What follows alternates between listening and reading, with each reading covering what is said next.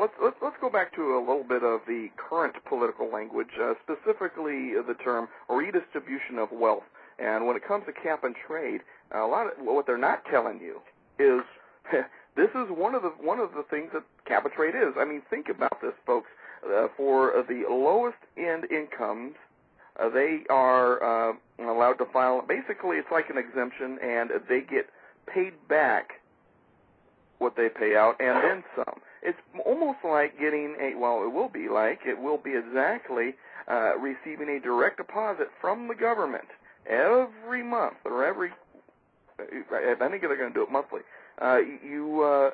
They're taking your money, more money than they were before, folks, and they are literally going to be depositing some of it into the accounts of people at the bottom. Because after all, we want to be fair. We want everybody to be equally miserable. What can you do? Are you familiar with this? What I'm talking about? I sure am. Well, explain it, because I know you can explain a lot better than I can. I have the skeleton. Fill in the muscle and the flesh, please. Well, what it is that in redistribution of wealth, they will do it through government programs. And why that's important is that through those programs, they can control people. I mean, that's why they have these databases. I mean, I just picked a link up this morning on a new NASA facility that's being set up, NSA, that is. And what they're doing is they're doing all kinds of data about everything. They want to know everything about you. But they want to control you. And they do that with this redistribution of wealth.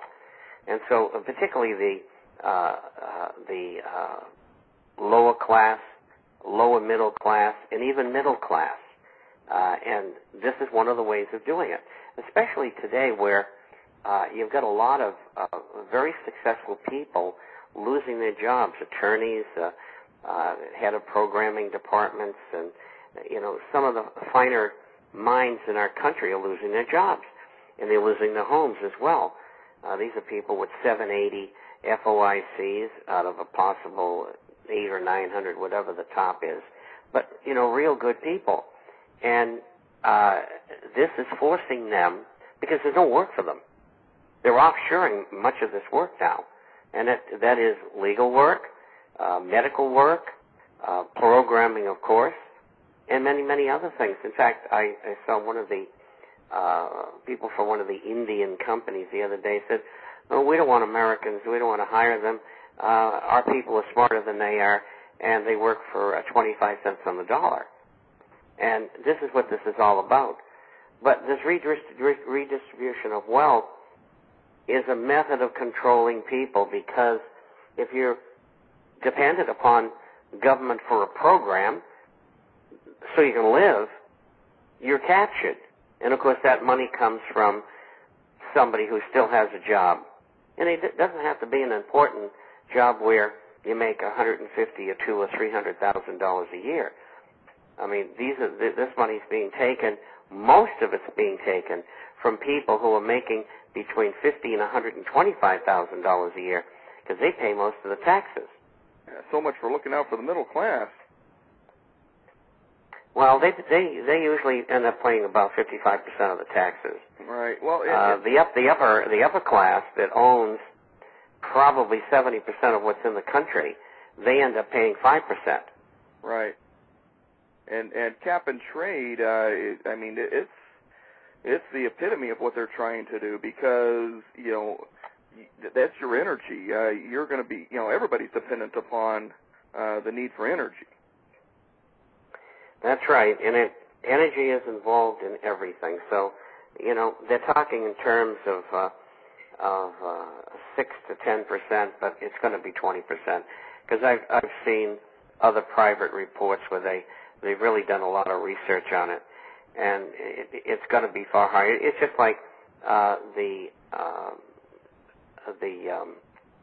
deficit for this year. The government, the Congressional Budget Office says it's going to be $1.82 trillion, up from $458 billion last year, which was very high at that. And the real figure is going to be between 2 and $2.5 trillion, because it is impossible for the government to tell the truth about anything. In fact, it's rampant throughout industry and Wall Street and banking today. It is socially and politically acceptable to lie about everything. And, what they're trying to do in government and with cap and trade and all that, I mean, a great example of showing how the idea is to punish who does the right thing and redistribute that to who doesn't is the credit card company deal. I mean, the government's getting involved, and they're basically exploiting customers because let me say this in the proper way. The government is trying to make sure that the credit card companies quit being predatory. Now, last time I checked, as an individual, I know darn well the credit can get me in trouble, so I'm very careful with my credit. But obviously, it's not my fault. It's the credit card company's fault. They demonize the credit card company, and then they force them to scale back on certain practices, certain fees, and so on and so forth. Well, the credit card company, it's a business. They're going to get their money somehow, some way. So, for the people who are deadbeats and would normally be paying those fees for screwing up,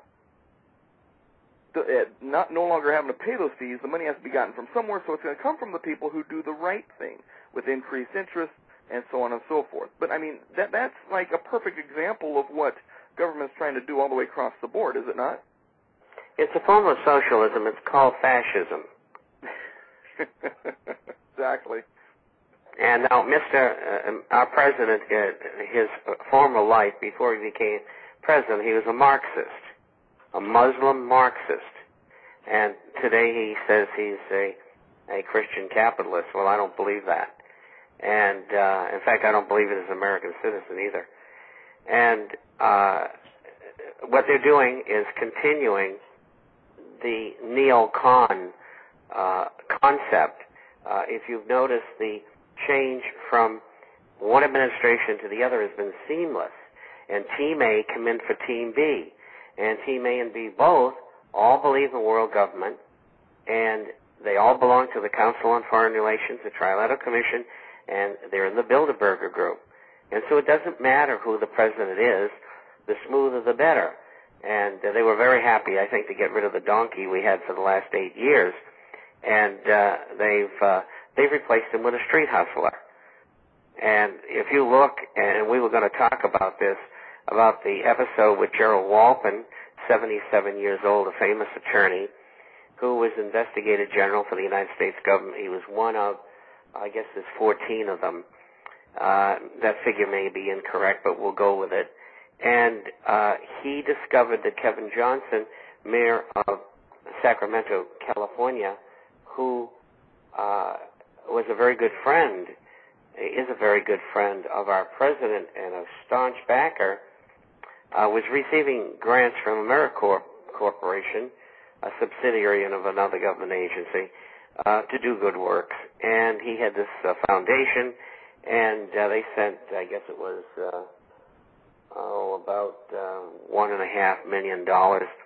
And he misappropriated about, well, the figures vary anywhere between $500,000 and $900,000. And Mr. Johnson is a former NBA basketball player, which I'm sure was very remunerative. And so Walpin pursues this, goes to the U.S. attorney, wants to prefer criminal charges. The U.S. attorney says, oh, we can't do that. So they said he's going to pay back $73,000. Well, that tells me crime pays. And this is, in the process, Walpin also discovered that CCNY in New York had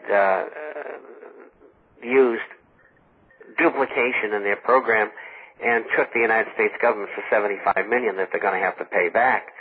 And so those two episodes prompted our president to say, I don't have any confidence in this person anymore, dump him. Well, under the law, which was co-sponsored by our president when he was a senator, it says you have to give Congress a 30-day notice and a full explanation of why you've done this. And saying that Mr. Walton, you had lost your confidence in him, but just was not good enough. And so then Senator Grassley got into it, and others, and the next thing the Office of the President had to say was that, he acted like he was senile.